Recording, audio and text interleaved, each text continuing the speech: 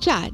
Le président de transition, président de la République du Tchad, le général Mahamat Idriss Déby Itno, a reçu une délégation du Parlement de la CEMAC. C-Web Info, 100% de l'information continue, 24 heures sur 24 sur 7, en cliquant sur cwebinfo.net. Le président de transition, président de la République du Tchad, chef de l'État, le général Mahamat Idriss Déby Itno, a reçu en audience une délégation du Parlement de la Communauté économique et monétaire de l'Afrique centrale, CEMAC, conduite par son président honorable Gamana Évariste. Le fonctionnement du Parlement communautaire, la situation dans la sous-région CEMAC et des questions liées à la transition au Tchad ont été au centre des échanges avec le chef de l'État lors de cette audience. Depuis le 11 mai 2023, le Parlement de la CEMAC est sous la direction de cette équipe pilotée par le parlementaire centrafricain, M. Gamana Évariste. Si ses collègues tchadiens à l'entame de leur mission se sont présentés au chef d'État, pour lui, c'est la première fois. L'audience lui a permis de présenter ses civilités au président de la République, au général Mahamat Idriss Déby Itno, et de discuter des enjeux majeurs concernant l'évolution et le fonctionnement du Parlement régional, ainsi que les défis auxquels la sous-région CEMAC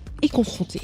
Le dialogue, qualifié de constructif, mené à la faveur de cette audience par le chef de l'État et les représentants législatifs de la CEMAC, a également pris en compte les défis comprenant notamment des questions liées à la gouvernance, à la démocratie, à la représentativité des citoyens, ainsi qu'à l'efficacité des mécanismes de contrôle et de supervision des politiques régionales.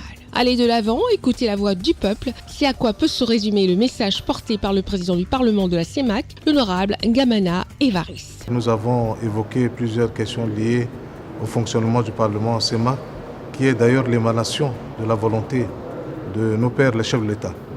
Et nous avons aussi discuté des questions liées au déroulement de la situation dans la sous-région et nous l'avons félicité pour son leadership. Nous l'avons aussi félicité pour la réussite du référendum constitutionnel au Tchad et nous l'encourageons à pouvoir aller de l'avant, à écouter la voix du peuple. La réaction du président a été très positive puisqu'il a bien pris bonne note de toutes les questions que nous avons évoquées ensemble et comme il l'a dit au cours de l'audience, nous pouvons compter aussi sur le soutien du Tchad, sur son soutien, à pouvoir accompagner le Parlement puisque c'est la volonté des chefs d'État qui a fait que ce Parlement a vu le jour.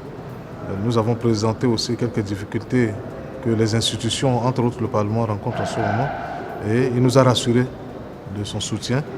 Il nous a donné aussi ses orientations, quelques conseils qui nous serviront à pouvoir fonctionner au niveau du Parlement. L'examen de la situation dans la sous-région a aussi permis de mettre en relief le rôle du Parlement communautaire en tant qu'institution démocratique, représentant les intérêts des citoyens de la sous-région.